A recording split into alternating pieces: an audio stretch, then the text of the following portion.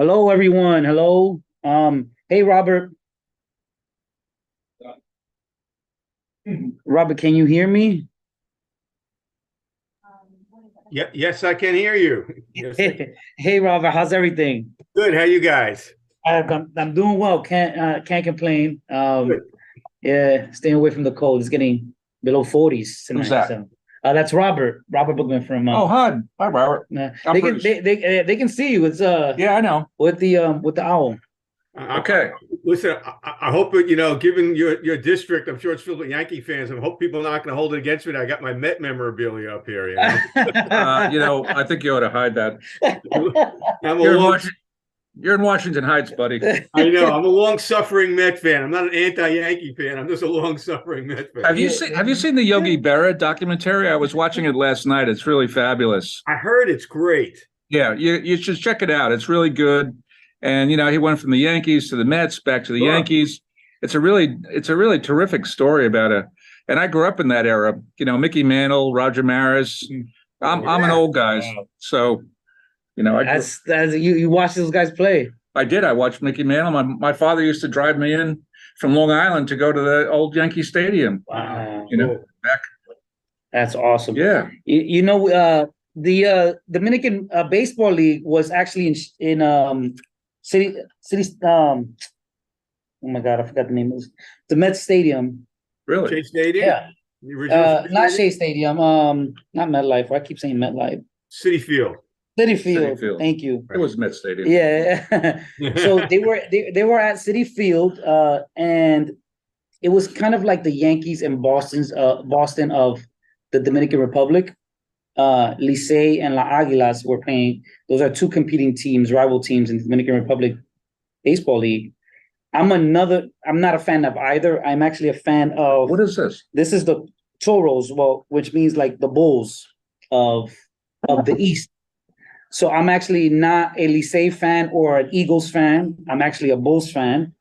Hey, hey, how are you? So that's why I'm wearing this hat. It's my Dominican Baseball League. I'm a fan of the Toros del Este, so that's why I'm wearing this. The But I'm a Yankee fan. the one behind me, that's when Mike Piazza hit that home run in the first game after 9/11. So And that was a special. moment. That's yeah. That was special. That was special. We needed that as a city. I gotta We think. need. I think the Braves actually let him hit that home run. Throw it right down the pipe. I think you're right. That's good. But thank you so much, Robert, for joining us. It's my pleasure. It's my pleasure. All right, I'm just gonna allow Heck to go in here. This will have. All right. Thank you. Somebody, hopefully, get some more people. Yeah, yeah. Hey, how are you? How you Good, doing? and you? How's everything been? Yeah, can't complain. Hanging in there, staying Oh, warm. you keep it How are you? trying to. How are stay you? warm. I'm good. I'm Good. good. Good. Staying sane. Good. Trying to. Awesome. Everyone. Hey, Isidro, how are you? Doing very well yourself. Thank you so much for joining. I'm doing well. How's everything with you? All is well. You just Good. came back from PR from the Summers Conference. Really great. Oh, Nice. Yes, indeed. you have fun?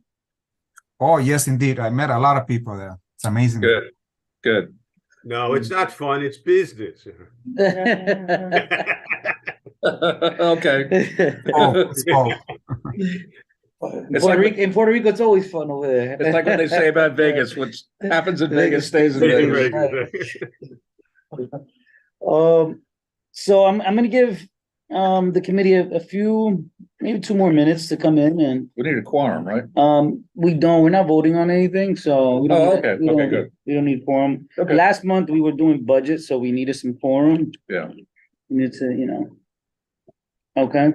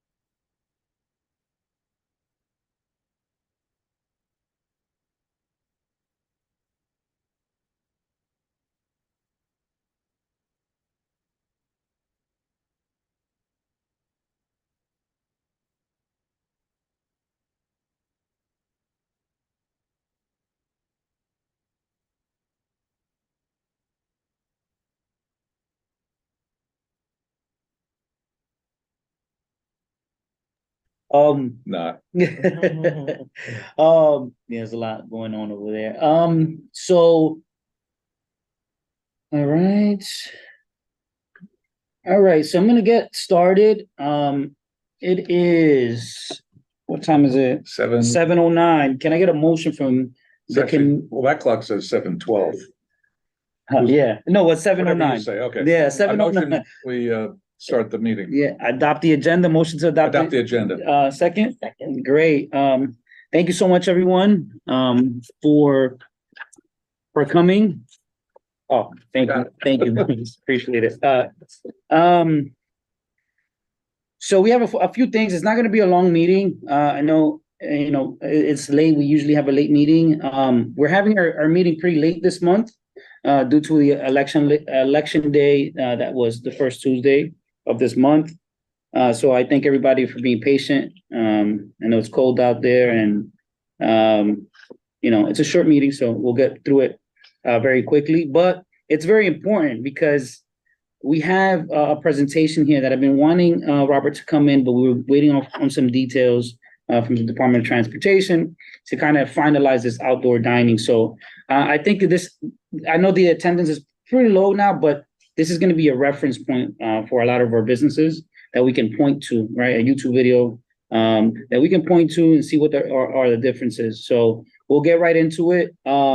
So first, I want to introduce myself. My name is Joel Abreu. I'm the chair of business development. The committee, I've been on the board for about 3 years now. So excited to be here, excited to be a chair. I think I make a year this month as chair in the committee. So really excited. But I'm going to let everybody introduce themselves in the committee. Maybe Bruce, you can start. Bruce Robertson, resident of Lower Washington Heights, 158th and Riverside, 23 years on the community board for about 7 years or 8 years. I'm also on the traffic and transportation, and I'm a residential real estate broker. Awesome. Radia? Hi, Yeah, that's it right there. Radia Barnes. I'm brand new to the committee. This is my first year. I'm also on the Housing and Human Services Committee. And I also am in Lower Washington Heights. I'm on 157. Oh, we're neighbors. Yeah. All right. I got 2 against 1. I'm from the upper half. The lower gets- I know we have Hector on the Zoom. Okay, I will wait. And then Isidro is not part of our committee, but he is part of the community board. So I'm gonna let him, and he is also the director of the Washington Heights bid. So I'm gonna let him introduce himself. Hey, Isidro. Hello, everyone. My name is Isidro Medina. I am the executive director of Washington Heights Bid and also chair of the license committee for CB12. So thanks again, Joel. Thank you, Isidro. So Hector, when you're ready, you let me know. I know we have John in the attendee list. I tried to upgrade you to panelists just so you can speak. There's not too many people on the Zoom call. So if you want to jump into the panelists, I did send you a request, okay? But thank you again, everybody, for being here. I'll introduce Hector in a second. He's also part of our committee. So let's go into our first item, right? Is announcements. I went to a funding event at Fordham. Fordham has before I do that, do I have any volunteers for minutes? Any volunteers for minutes? I know Alexa is not here. If there's none, that's fine. I'll do them. But we're good. If you want to take notes and you want to do minutes, just let me know by the end of the meeting. This is being recorded, right? Yeah. So if you want to do it, we'll take a look at it and edit it. All right. How's that sound? It sounds good. We'll make it a team effort. All right, that's good. I like that. I like that. Thank you. I like that. Awesome. I see Hector, you're there. Just introduce yourself really quickly. It's good to see you. How's it going, everyone? Apologies, I was on the train. A lot of craziness. How's it going, everyone? My name is Hector Bonilla. It is my second year on the community board. I'm on the business development committee and the land use committee. I attended Fordham University, so it's good to hear that name again. I'm currently at UBS Financial Services doing investment banking and business development. I love my community, born and raised in Washington Heights. Awesome. Thank you so much, Hector. So going back to the Fordham event, it was a funding event There was a few banks, Citizens Bank, I think Bank of America was there. The bank I used to work for, JP Morgan Chase, was there. And there were a few CDFIs there. But overall, I was able to connect with the director of that Business Solution Center. Her name, I think her name was, can't get it off the top of my head, but it was good to network with her because she did share that there's events that she puts on every month. So if I get any details from her, I'll definitely announce it here in the board. It was good to connect with her. And she connected me with the Business Solution Center and Workforce One in Harlem. So it was a good event. The banks not so much, and the CDFIs, but definitely that Business Solution Center has a lot to offer. They do a bunch of courses on from finance to marketing. It was good to see. And maybe I'll put a link to their Eventbrite in the minutes, so we can, share that with the public. But yeah, that was the Fordham funding event. But in more important news, this month, a very, very good tool came out of SBS. And I wanted to share this with you guys and even show you how it works. So I tested it and it's amazing. Talk about like a resource hub. So it's Chat AI. It's a AI chatbot. It was part of Mayor Adams' My City initiative.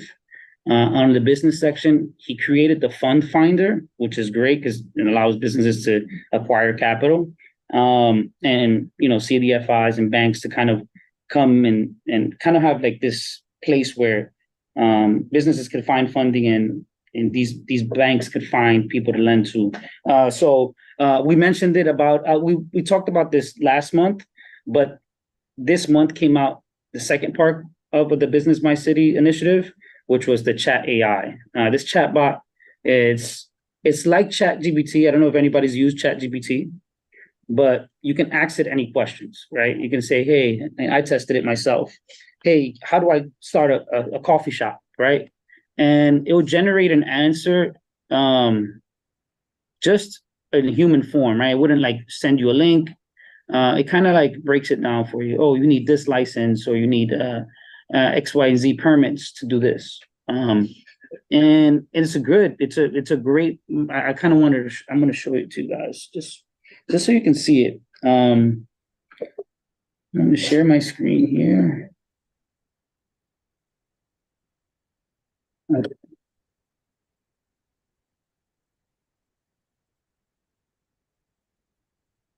Can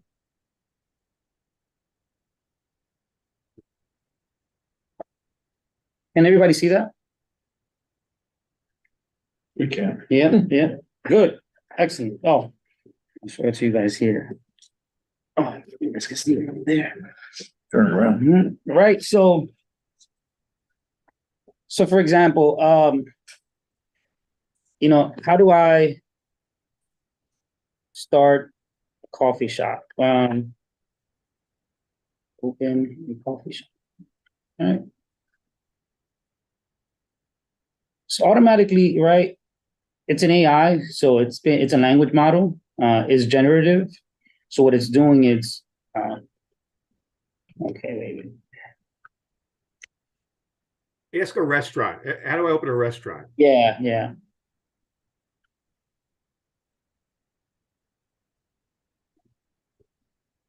And then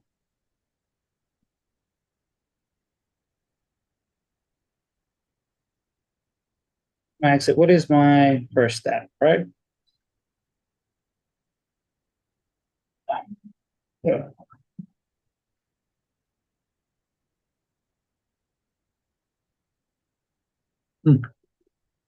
So this is creating literally a business solution for you in plain text, right? I asked it what, and I remember I asked it, what are some relevant New York City programs if you ask them what kind of license, we worked with them a little bit on this. That's why I said put a restaurant in. If you ask them what kind of licenses I need, it should be smart enough now to start giving you answers for that as well. Yeah. Programs, we'll say programs or licenses, right? Yeah. That I need. It's very cool, but it's like all my it's early. Right. It's early and it's still being trained, right? This is an AI, it's still being trained. But to be its first iteration of it is fantastic, right? Usually New York City had bulky websites, you kind of had to dig through PDF files and different, but this kind of puts it all together, right? It's a great program. And it's only going to get better. See, look at this.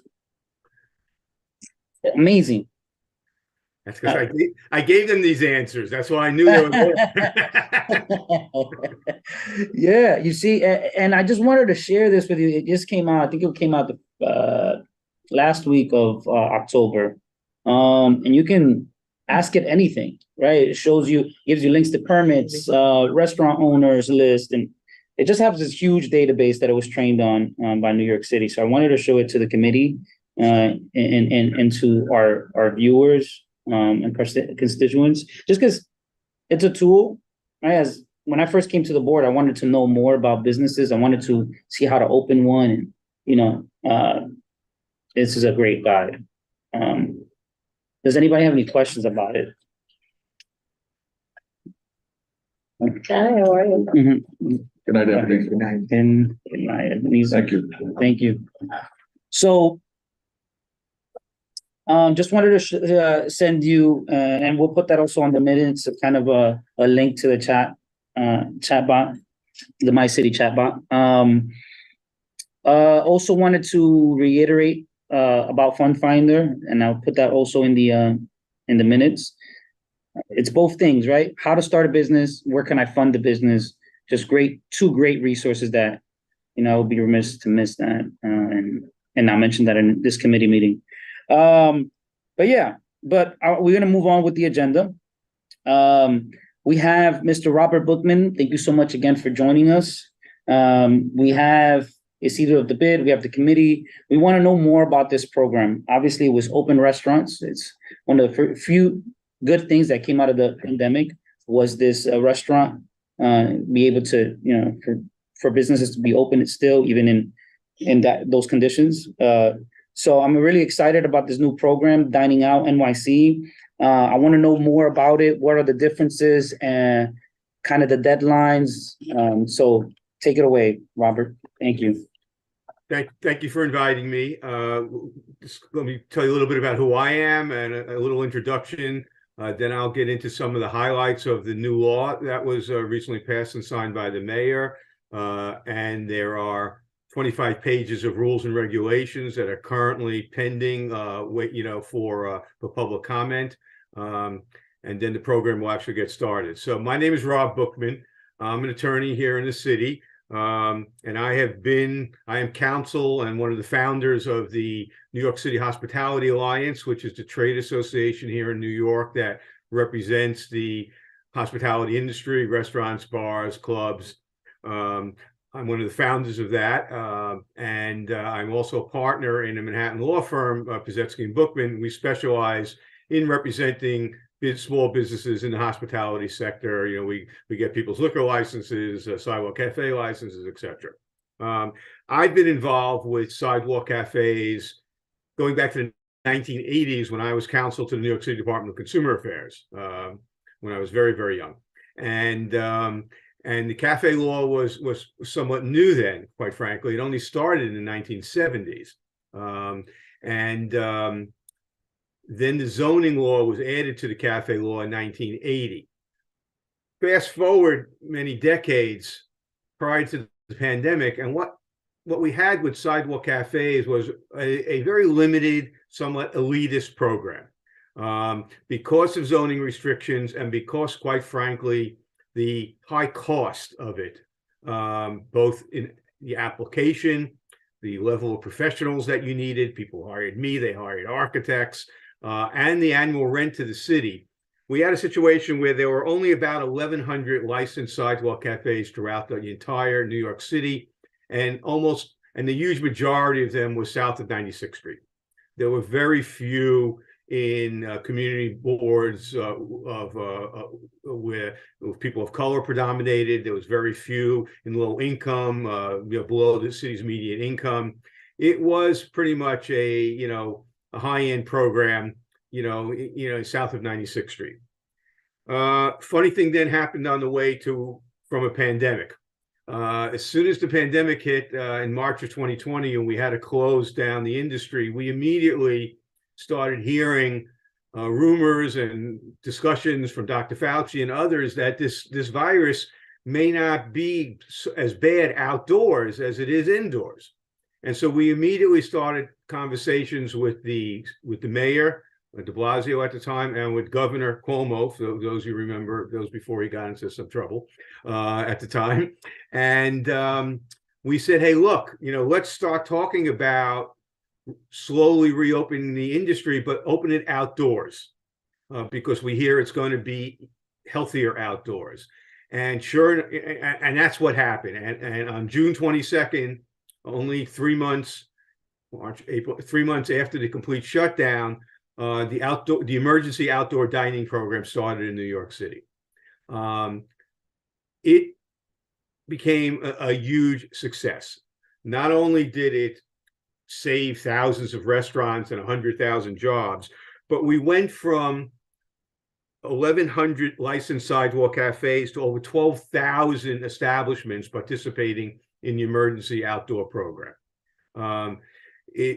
Obviously there was this huge demand because places were closed inside. But what happened after places started to reopen and the pandemic started to disappear is that this use of outdoor space more on the sidewalks and for the first time ever in the roadways became pretty popular with New Yorkers. And lots of groups said, it's not a bad use of outdoor space. We also saw a democratization of outdoor dining, so that for the first time, there was, large numbers of outdoor restaurants in previously underserved outdoor, eating, dining, neighborhoods. And so we started to work with the administration and the city council on what a permanent program would look like. Honestly, we never thought the emergency program would last this long. It wasn't the industry's desire for it to last this long.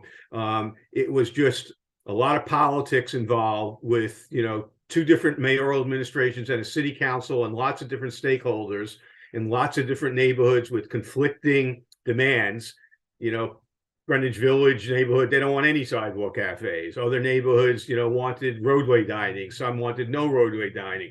So it took 2 years basically to get where we are today. And where we are today is a new law was passed a couple of months ago,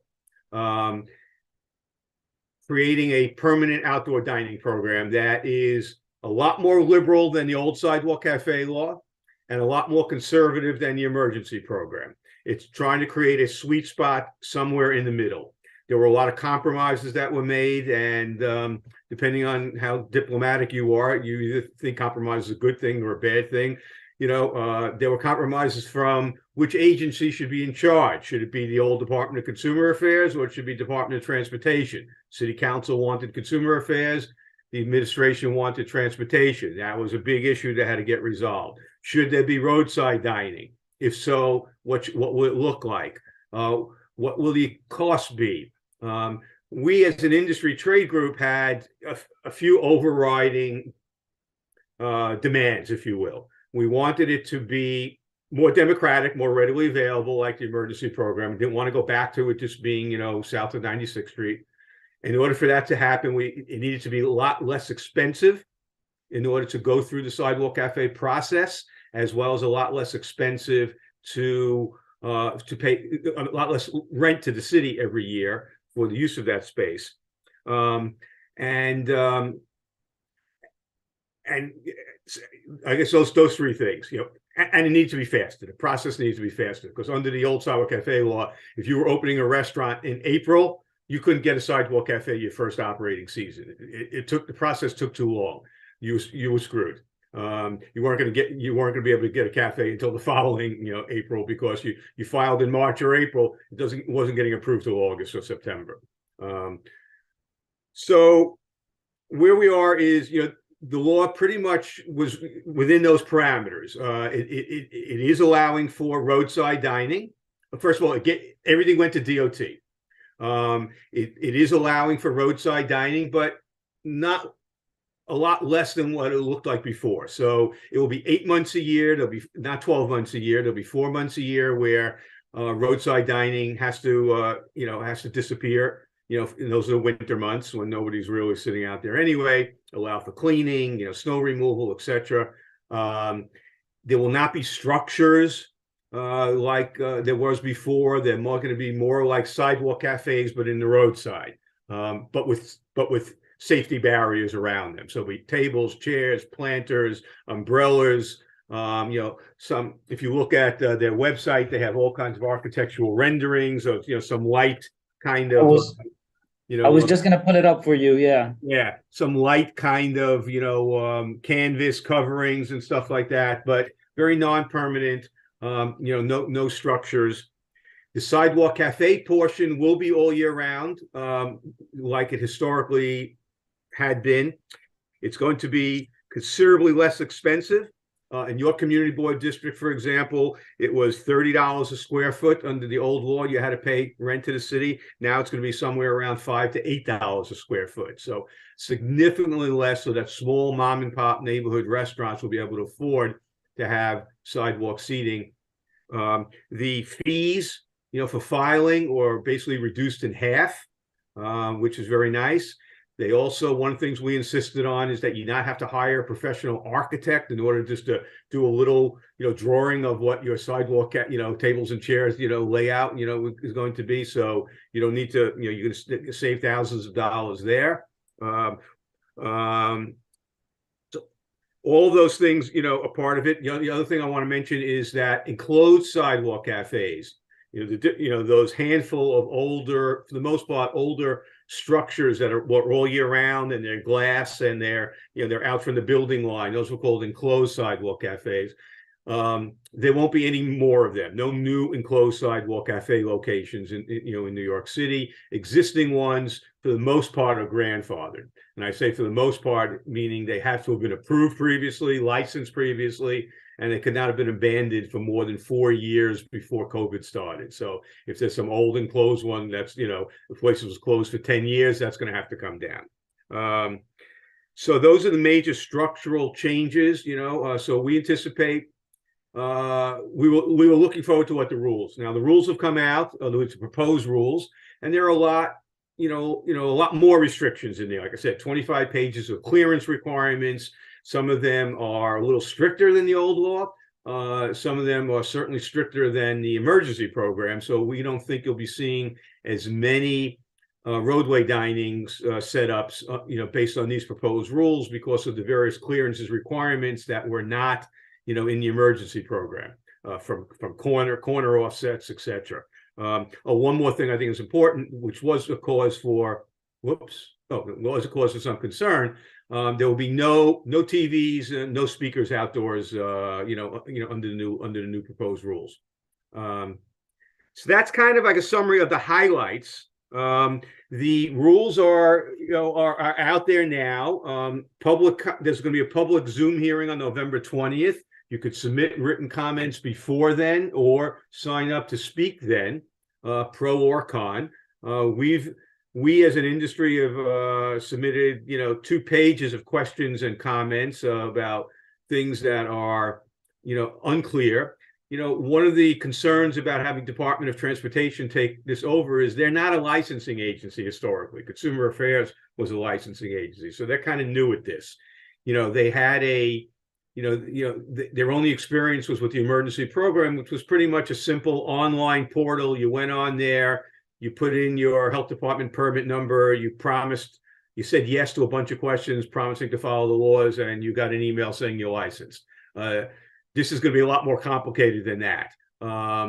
So their rules, I think, are a little bit vague in some areas, which needs to be, which is a normal growing pains for an agency that's never licensed anything before.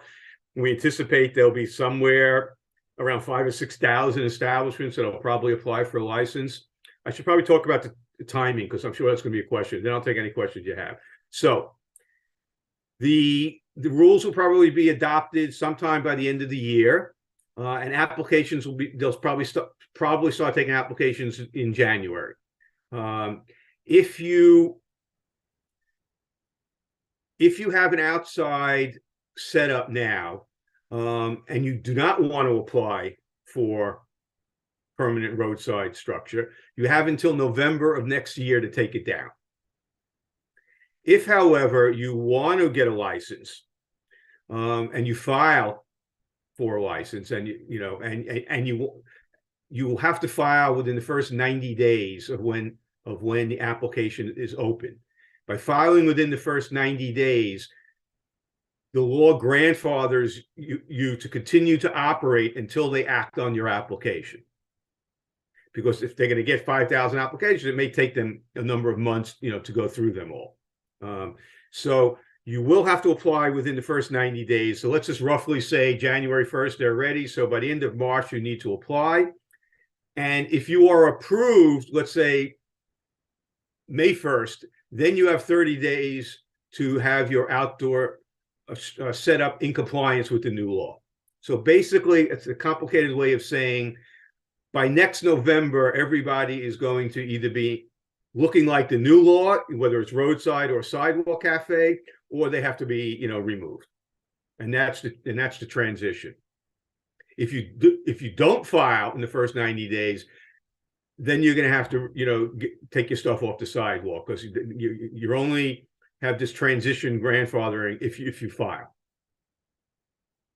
That's the main points I wanted to cover, and I'm certainly open to answering any questions you might have. Thank you so much, Robert. I have a question here in person. Go ahead, Bruce. As you said, it's very complicated. So I think you said there are certain designs that are going to be recommended or approved. Yes. Are there formats? Any idea what those might cost for a small business to take on? And are there any financing options available? And how can we, in Community Board 12, connect? Good question. So we as a trade association, our only concern as a trade association when they talked about roadway being seasonal was, what are we going to do with it in the off season? It's not like sidewalk cafes that are just tables and chairs and maybe a little cute fence that you could put in your basement. These barriers are, are big, and they're heavy. They're filled with water, and when they were talking about, modular designs, which it sounded nice, but again, what do you do with it? So our conversations with DOT have been positive, and of course, entrepreneurs are recognizing, an opportunity here. So two things are occurring as we speak. One is there is no pre-approved design yet, but they are working with potential vendors to come up with a number of kit of parts that they, if you used, basically, it would be acceptable. Right. And companies are starting to come to the Hospitality Alliance with ideas about cost, so that they will set up one of these, kit of parts, in your roadway. They will take it away at the end of the season and store it and bring it back, 4 months later. And they're talking about rental fees, and depending on how large the cafe would be, that's how much the cost would be. The initial cost we've had, I think, would be a little too expensive for a lot of small places. However, I mean, they're looking at like $1,500 a month or something like that to rent all of this. So, I mean, for some locations that might be a small price to pay. For others, that could be a lot. So I think that is TBD, to be determined.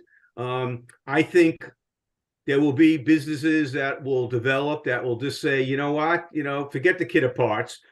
put up your barriers, tables and chairs and umbrellas and planters, and we'll come and collect it every, once a year for you, and we'll store it in some, warehouse up in upstate, in Utica, whatever, and we'll bring it back at the end of the year. I really think that there will be businesses doing that, just like there were businesses during the emergency program when they were allowing for a short period of time propane heaters, but the fire department said, you can't store the propane on the street or indoors. There was a company that developed that was delivering to restaurants every day the amount of propane they needed and collecting it in the evening and bringing it back the next day on their licensed propane truck. So it's a good question. I don't have a real answer for you yet, but we'll have to see.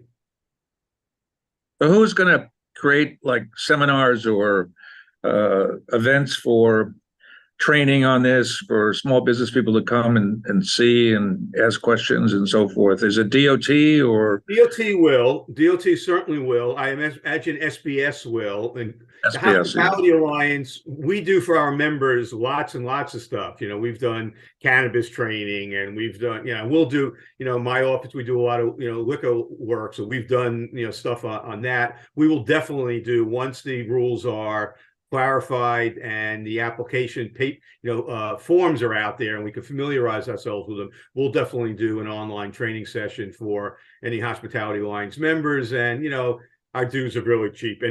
Most restaurants are members anyway. It's like it's $100 a year or something like that. Yeah, you say online. A lot of our people are not very technically savvy. Right. Yeah. If we wanted to host an event for you to come up to Washington Heights and stage it at our community board offices or something like that, or at a restaurant, I don't know where. Yeah, we could talk about that. That's okay. We could talk about that. Yeah. Okay. Thank you. Thank you, Bruce. So I just want to ask a quick question and open it up. So, and maybe I'm a little confused. So there's two types of outdoor cafes that you can do. The one that's closer to the actual structure and the one that's on the roadside. Right. Are both things changing or? Yes. Okay. And both of them have to be collapsible, or is it just the roadside one? No, the roadside has to be, removable, not collapsible, but movable. Yeah. The sidewalk cafe, if you remember the old before COVID, sidewalk cafes, all they consisted of was tables, chairs, some planters, and you often would see like a stylized, fence with the name barrier with the name of the restaurant on it. It was a few inches thick. It was self-supporting. It wasn't, in the ground.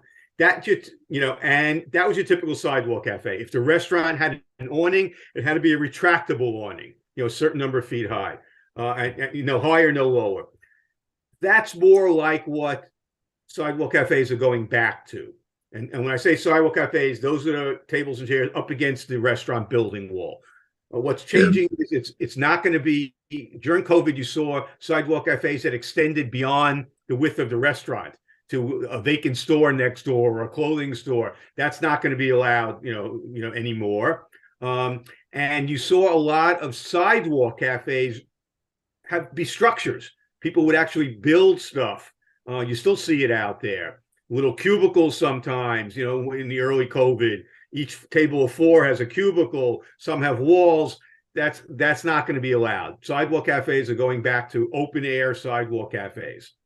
The roadways will be a little bit more covered. They're allowing a roof, but a canvas kind of roof, not a structured roof. So the roadway, both will be more open and airy and cafe looking, like the old, more, not like it really looked during COVID. Yeah, because I did see some elaborate ones, and we have some elaborate ones here in our district. And that's not. We have asked in the rules, and we're waiting, and we'll see what they say. We did ask for what we used to call, inclement weather flaps. So you'd have a sidewalk cafe, let's say a couple of rows of tables, with an aisle in between up against the building, the restaurant. You'd have an awning that would come, retractable awning that came out over it. We would like to see the ability, which became very popular during COVID, to have some sort of clear flaps that come down from that end of that awning when it's a rainy day, for example. not a structure, not something as, as elaborate as you've seen out there, and probably not as elaborate as these winter vestibules that are put out there, but we'd like to see some flaps. So that's one of the comments we're making is, you don't address that one way or another in the proposed rules. Is that an oversight, or are you saying, no, we cannot do that? And so I imagine no heaters of that nature, because I seen. No, they're allowing it as long as you Okay. have the appropriate approvals from, from fire department and buildings department. Okay, so heaters are allowed. Having said that, the only heaters that are really allowed are electric heaters. Propane has been allowed for years, but not those freestanding propane ones that you've seen, around. The only propane that's allowed, propane is not the only gas that's allowed is hardwired gas that's coming from the restaurant out through the wall of the outdoor wall that's approved by fire departments, buildings department, about 22 other agencies. I think maybe like 4 places ever went through the trouble of doing that. So for the most part, you'll just see electric heaters. Okay. Is DOT going to police this, or is it up to the health department, or who's going to be the? DOT is the enforcement agency, which is why a lot of council members didn't want them to take it over, because they don't really do that. They don't really do that. Exactly. Consumer affairs. Look, I've been doing this for so many decades. Consumer affairs sometimes used to over police. That barrier that you used to have separating the tables and chairs from the sidewalk was allowed to be planters, but a barrier is not allowed to be more than 36 inches high. I remember defending violations in September that your plants are now from the ground 42 inches high because they grew over the summer. So our barrier was. Then you get parks involved. No, I'm kidding. Those were the good old Giuliani days, where people used to get the violations for rhythmically moving to the jukebox in the bar, unlicensed. Right. For anything. Oh my God. I have Isidro with his hand up. Go ahead, Isidro. Thank you, John. And Robert, you're right. DOT is new in this type of projects. I guess that the only enforcement can come from the SLA if and when they come, if alcohol is being served. So it's going to be interesting to see compliance. I think DOT will give out summonses if the structures are not up to standards, but that's as far as they can go. I don't know how else they can enforce all the issues. Well, they will enforce. They're going to be giving you a license. So there is a section in the rules which talks about enforcement. Talks about, we did get in there a first-time warning with an opportunity to cure. We think that's fair for small businesses. And you could show within 30 days that you've cured that. So, if you're too close to a tree, or, you're supposed to have 8-foot clearance and you have 7.5 feet. So they're going to be coming out. I think, given the number of licensees, however, I think it's going to be complaint driven, quite frankly. I don't think they have enough inspectors to be roaming around checking compliance. So it will be complaint driven, 311 or whatever. But they can fine you, after that first one, and they can ultimately, if you have multiple strikes, they can take away your license, completely separate from, the SLA. Having said that, there was one point I did want, this is a community board, I did want to mention this. The community board actually still gets notice for the Sidewalk Cafe and the Roadway Cafe. You get 40 days to comment on the Sidewalk Cafe, up from 30 days. Roadway is still going to be a 30-day comment period. And of course, people, new restaurants that want a Sidewalk Cafe also have to come for you, because if they want alcohol there, as part of their liquor license, so community boards will still have input, into this process. You did not in the emergency, but you will go back to, just like you did under the old days. Applicants will have to come before you. So get ready. Get ready for a lot of applications. Yeah, that's interesting. I wonder what committee, and maybe you can answer this, Isidro. What committee does that? Isidro. Oh, it goes through Isidro? Yes, it does. It will go through our committee. What I'm proposing to have is that for the renewals, and it'll be tricky because I would like to have both those who are applying for the outside dining license and the road and the sidewalk to see if they can come together when they do the renewals. I think Renewals. it's time. If they come I individually, think they probably will. it's going to be a nightmare. I think they will, Caesar, because they're going to apply at the same time. So the license is for 4 years, and every 4 years will be a renewal. Correct. Well, 4 years is a long time. That's good. That's awesome. That's another thing that we asked for. You know, we were doing for a period of time, we were doing renewals if you got a 1 year and then you had to immediately do a renewal, and then it was 2 years. We were like, I was making a lot of money, but it was killing my clients. It was ridiculous. So we did the right thing, and we said, can we do this once every 4 years? And if we're bad operators, you can, you'll take, for the 1 in 10 that's a bad operator, you can bring us in sooner. Right. Hector, I'll ask my question after Hector. Hector, go ahead. I'm gonna give you a chance to speak. Thank you, Joel. Mr. Brookman, thank you so much for the very in-depth and granular presentation. My question is regarding the density. Is there a limit? I'm not sure if you said this already, and I apologize if I did miss this. Is there some type of limit to how many of these outdoor dining structures could be out on a particular block? I know, especially in our community, we have a lot of restaurants. It could be up to 5 restaurants on a single block, back to back to back to back. Is there any rules or regulations or stipulations hindering a restaurant from getting their outdoor permit if there's, let's say, 3 already or 4 on the same, let's say, south end of a block?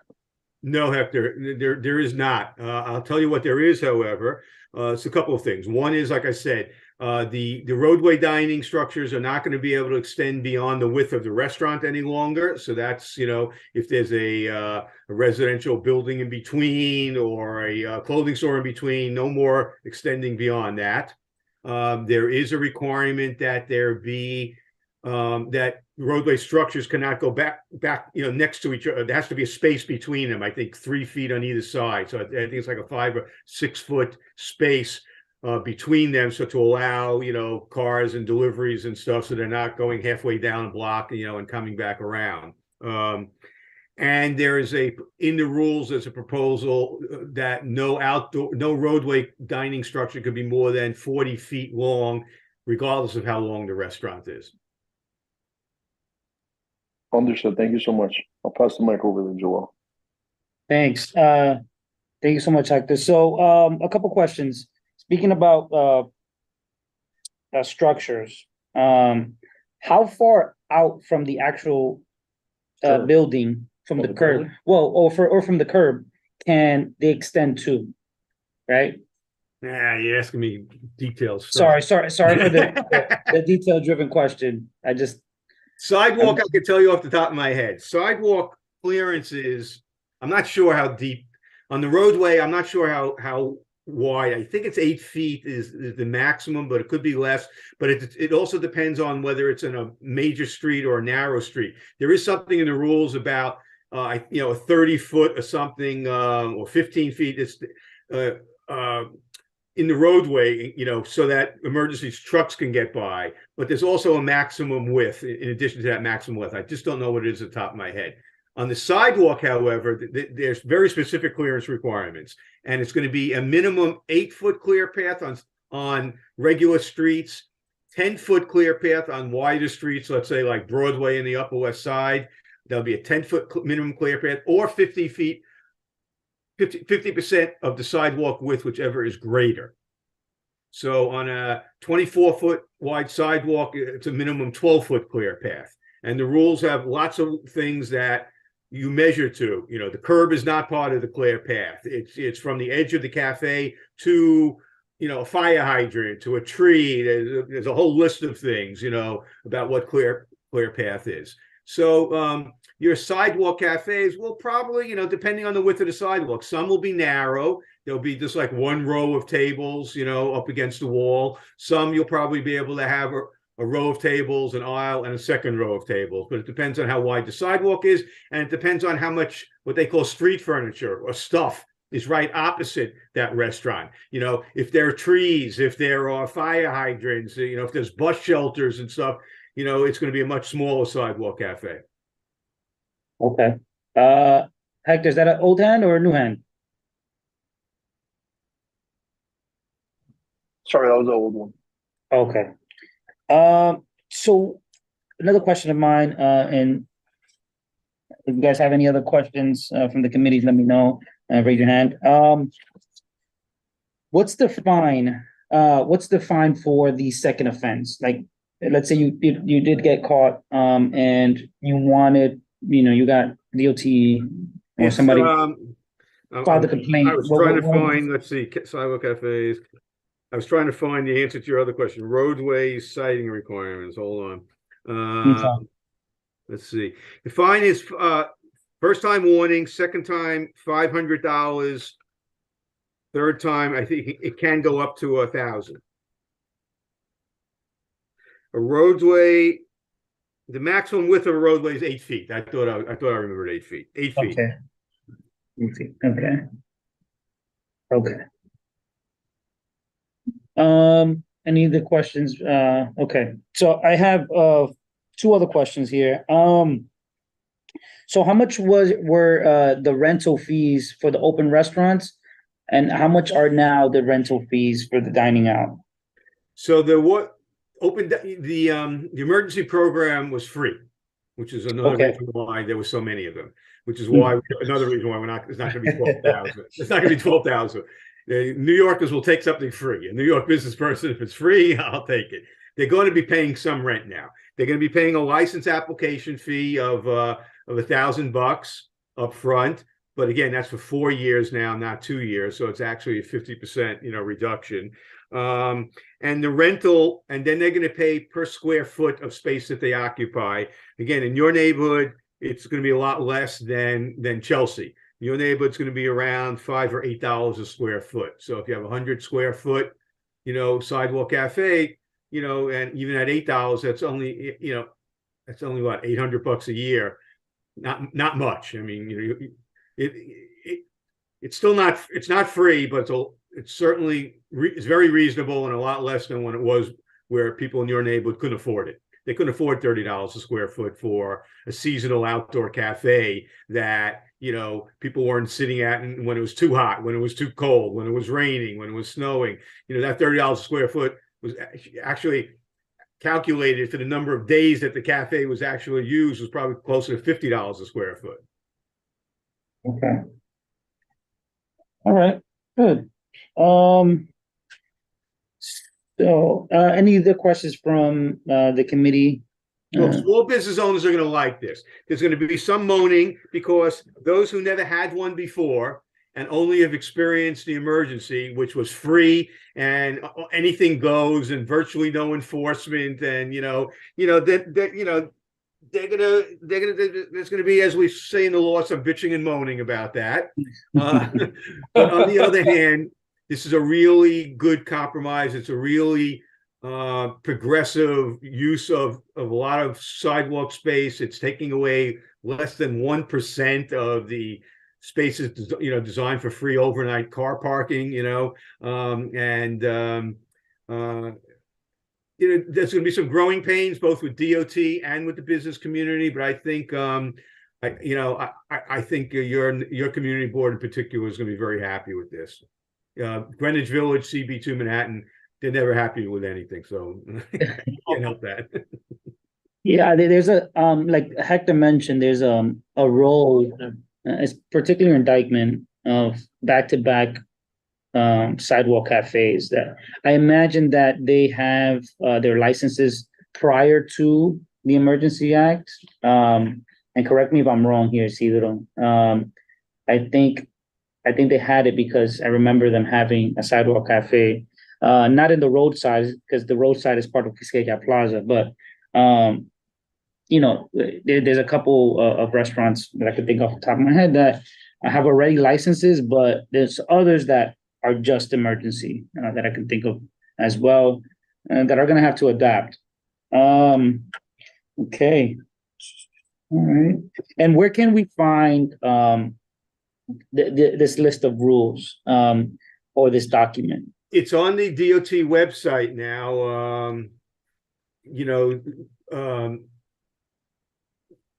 Where exactly, I don't know, but it is on the DOT website. notice of public hearing and opportunity to comment on proposed rules is, what it's entitled.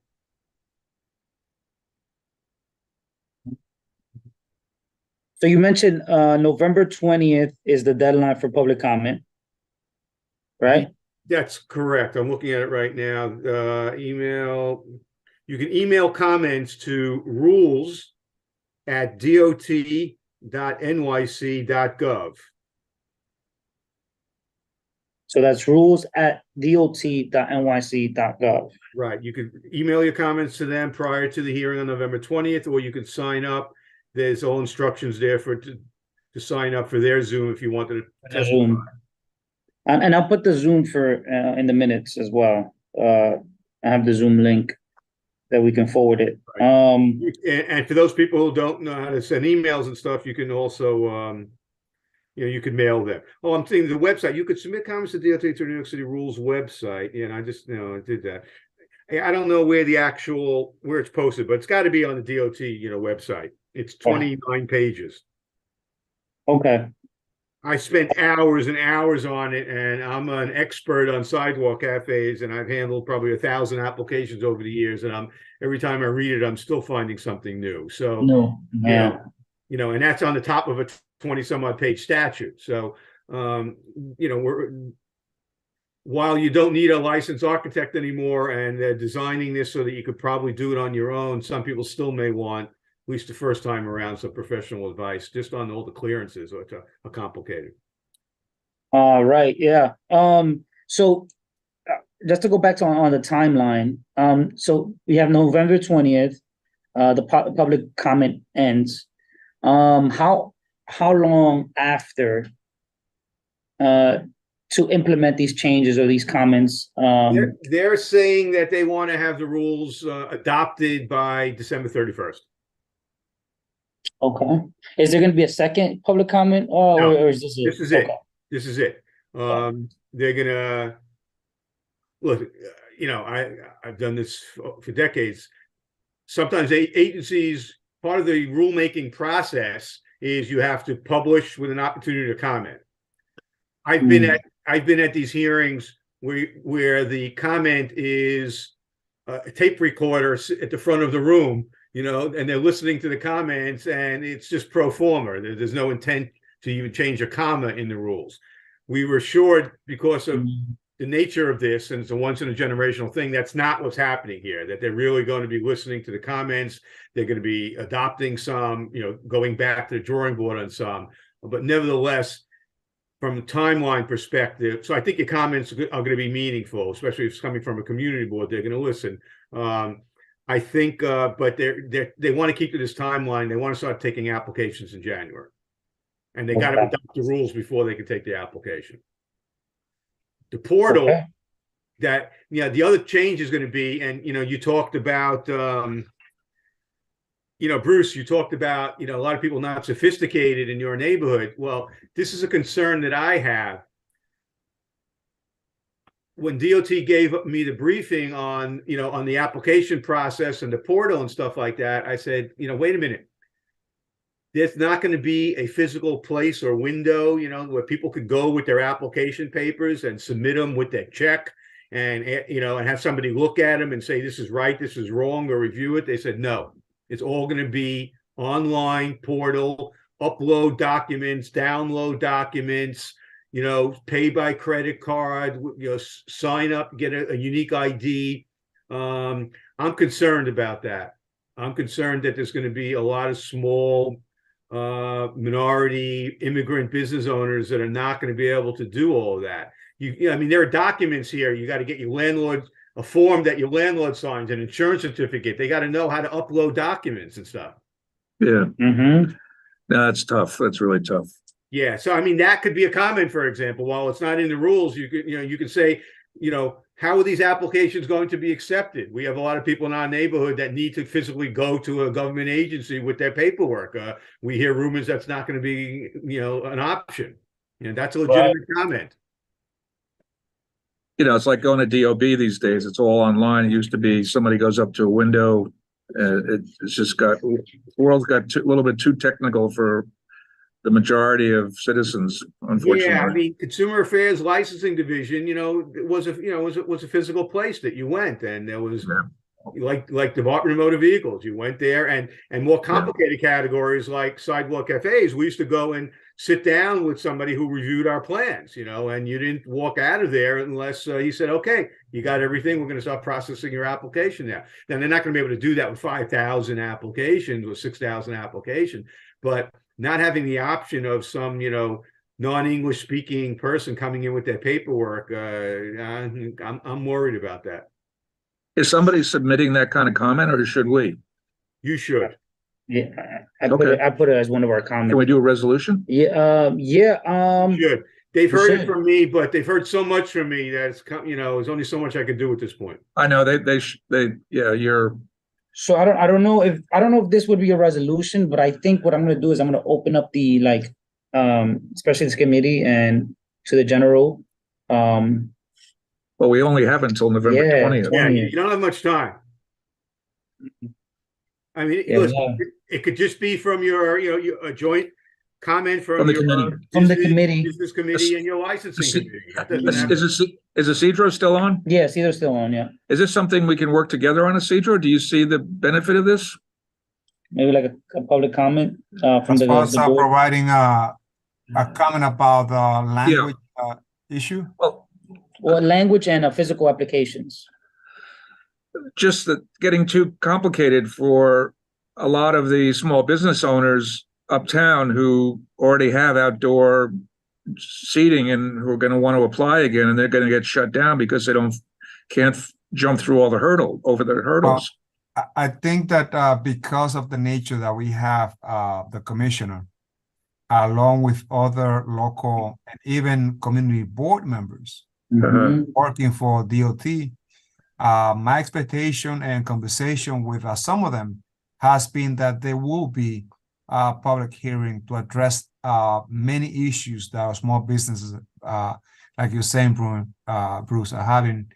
And I hope that this will be addressed once we meet. It will be disadvantageous to have the commissioner and all the members who work for DOT and for the community board not to have a full and lengthy presentation about this matter in the coming days. Yeah, Adonis was city council and represented this district. So I'm pretty sure he's the commissioner now of DOT. So I'm pretty sure that he has a focus on this community. Okay. It's like my feeling is they wanted the authority, but they want to do the licensing on the cheap, and all online is on the cheap. Having a window or an office that's manned by real people where applicants could come cost money. It's personnel lines. Yeah. But at least for the first time application, I think people should have the option of filing their application in person, not online. That's my feeling. Okay. Yeah. We can follow up on that. Yeah, I will send out an email, and I think we already had licensing this month. So maybe I can tell Kathy, the chair, to send out an email on her newsletter. We're cutting it close because it's I think a week. It's next Monday. Yeah. So Well, technically, technically, it really has nothing to. It's not a comment on these rules, so don't worry about that deadline. Quite frankly. Oh, okay. okay. As I'm thinking out loud now, it's not in the rules. So the deadline is for any specific thing in the rule, like clearances. Oh, okay. trees, Yeah, it's a common and procedure. it's a procedure thing, which before they start taking applications in January. So you have. Okay. Okay, good. Thank you. Okay. Good. Yeah. November 20th is just a Zoom. It's just Well, it's Zoom It's or comments on the guidelines. comments guidelines. on the proposed rules, which talk about clearances, talk about how many feet, the width of the cafes, whether they can have, what they can be made of, the fines, all The regulations. all itself. that's in the rules. Yeah. Okay. Okay, good. Thank you. All right. Awesome. All right, listen, this was fun. You guys feel free to reach out to me by email. I'm very email responsive if you have ongoing questions or whatever. And if DOT is not going to do training sessions, we could talk about it. For sure. And I just had one last question, and I'm Sure. sorry, Sorry. Robert. Robert, you good? Yeah, I'm good. Okay. I'm good. No, Robert. Sorry, Oh. Carl. So let's say they do apply, right? They apply and they get denied. Is there a way to correct whatever they missed on the application? And Well, how it is should- that? That's true at any application. But again, DOT is new at this. They don't know what, there's no such thing as, we handle applications, the Liquor Authority, Consumer Affairs. I used to do cabaret licenses. If you're denied and you're denied on a procedural ground that you didn't have the right paperwork, or your insurance form was inadequate, or you didn't submit what you needed to submit in a timely manner, then yes, of course, that's not on what we call on the merits in the law. You could reapply.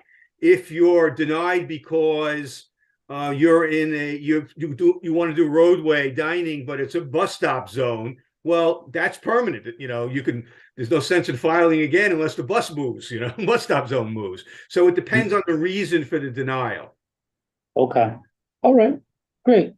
If there's no questions, thank you so much. We want to thank you on behalf of the committee and the board as a whole, Robert, for coming in and really explaining this. It really means a lot to our community, especially we have a lot of businesses that this is going to affect. So really appreciate it, Robert. Thank you. Outdoor dining, is something that's been close to my heart ever since I was a young lawyer in consumer affairs. So it's really, I want to make sure it's done right. It's my pleasure. Thank you. Thank you. Thank you. Thank you. Happy Thanksgiving. And happy Thanksgiving. Yeah. Everybody, you too. You too. Okay. So do we have any new business? Nope. Any old business? Okay, not seeing any. Any announcements? Any announcements? How was that fundraiser? It's good? Which one? For Mark? Yeah, Didn't happen. It's happening December 12th. okay, December Yeah, 12th. sorry. Okay. What fundraiser? For Mark Levine Mark Levine. Oh, that one. at That my one. building, 800 Riverside. He was supposed to have it yesterday, but he's in Israel. Okay. Oh, Mark is in Israel. Oh, I'm Yeah. sorry. Oh, He's on a okay. special trip. Okay, sorry. Yeah, because That's good. I've been getting a whole bunch of notices about the fundraiser. Well, they're all doing it now. Yeah, Yeah, Mark's- he's got- yeah. It's just the Max fundraiser. Yeah. I mean, I kept wondering when it was, but okay. Yeah. All right, good. So the next one is December 12th. I think there's one December 13th. There'll be more. Okay. So Great. save your money. yeah, Yeah, all right, good. definitely. So So when is he coming back? Do you know? I don't know. Mhm. I don't know. How do you know he's in Israel though? Because the fellow who was putting on the fundraiser in my building Oh, okay. said to me, we have to postpone it because Mark's going to Israel. And I said, sure, Mhm. Yeah, That's important. important. I hope he stays safe over there. yeah, I hope- Things are yeah, there's a crazy. lot of things going Things on. are crazy over there these days. no kidding. So if that's it, thank you so much, Isidro, for coming. And this is definitely going to be something that is going to affect our other committee, the chair of your committee. So yeah, can I have a motion to adjourn? Second, Can I get a first? First. first and second. For that, Robert, Hey, guys, see you. Hey, thank you so much. Meeting adjourned. What time is it? 8:12. Thanks, guys. Have a good one. All right. Thank you, Happy everyone. Have a good Thanksgiving. night. Happy Okay. Thanksgiving. All right.